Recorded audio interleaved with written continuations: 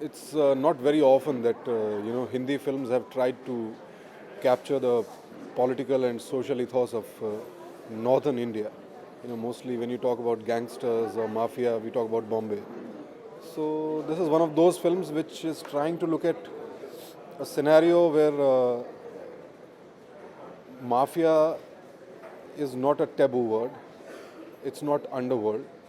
It's right there amidst you in the society, and it's sort of considered as a first step towards a very bright political career. So, in that kind of a society, there comes a character, which is my character called Gajraj Singh, who sort of brings in a definition of organized crime to UP, and how to tackle this guy. Police force takes a stand. For a change, we have committed, honest police officers who are trying to fight the underworld, who are not paid off by the underworld. And since a lot of it is inspired by true events, so there was this character called Shiv Prakash Shukla in late 90s, mid 90s to late 90s. Very young chap who suddenly came into the crime scene and became the single dawn of UP mafia, organized crime. And to tackle him, police force came up with an equally forceful answer, and they created a special task force to nab this guy and to put an end to organized crime. And they almost did put an end, by ending this guy, Shiv Prakash Shukla. So the film revolves around this conflict between the police force and this ambitious guy. So it's a war of wits. Yeah. No, personally, I did not do any research because the director and the writer of the movie, Kabir Kaushik, he had almost devoted 2.5 years into researching this subject. So, from meeting to police officers, going through case files to newspaper clippings, and interviewing people. So he had, those character sketches in mind. Events were there, and he had put them into a screenplay and churned out a story. And the attempt was not to portray a real life character. You know, we were not doing a biographical kind of a film.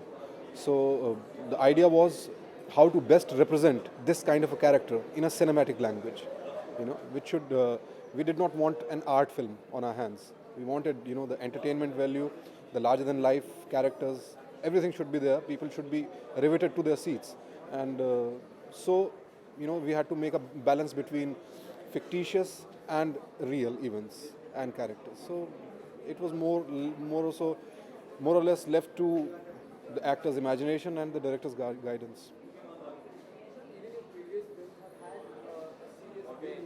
Yeah.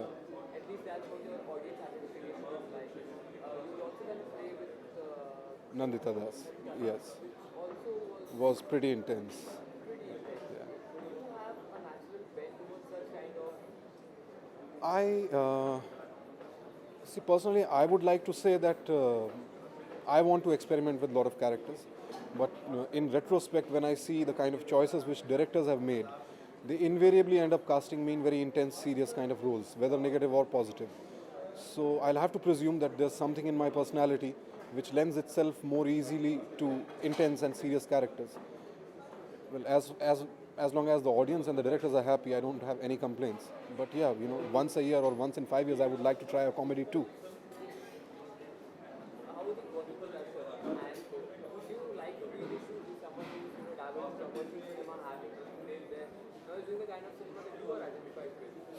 Yeah, no, I was never uncomfortable with the idea of Arshad doing this kind of a film because I have watched his film, and he is a pretty intense actor. Although he does lighter roles, but even those he does with full gusto, full intensity. So he's a committed actor. So I knew he'll bring in a lot of commitment to the project. The only apprehension could have been was since he's identified with comic roles, would people accept him, or rather would co-actors accept him as an IPS officer? But I think as soon as we saw him in the uniform and way he carried himself, his body language, I think it was apparent that the director had made the absolute right choice. He's perfect for this role, and I think he will be recognized even more than he is now after this film. It was fantastic. Um, one is always apprehensive when you are working with a first-time director, because writing a script is something different, and directing a movie is totally different, and that too then handling actors. You know, I was there, Arshad Warsi, all seasoned actors, Pankaj Kapoor, Mahima. So would a first-timer be able to handle all these egos? Because invariably there are ego clashes. But as we realized that not only he is apt at handling people, but fortunately we had an ensemble cast which really didn't have any ego problems. We identified with the characters. Nobody wanted, that increase my role or decrease his role. There were no clashes, and he's very clear as a director. A lot of things could not see in the script, which I saw on the sets.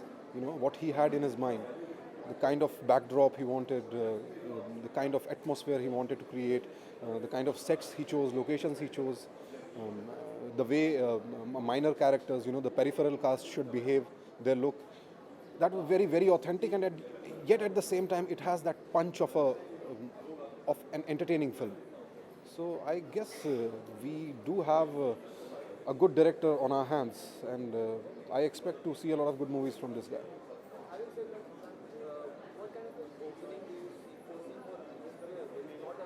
Yeah.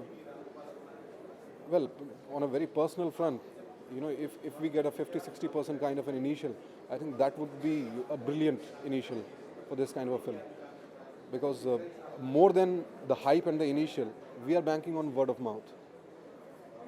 A lot of people have seen the film in previews, from distributors to exhibitors to directors, and different kind of directors, very serious filmmakers to light commercial entertaining kind of filmmakers, and invariably everybody has liked the film. So we are expecting similar response from the audience. We can't forecast what will happen, but it's a good film, nice film. I hope people like it.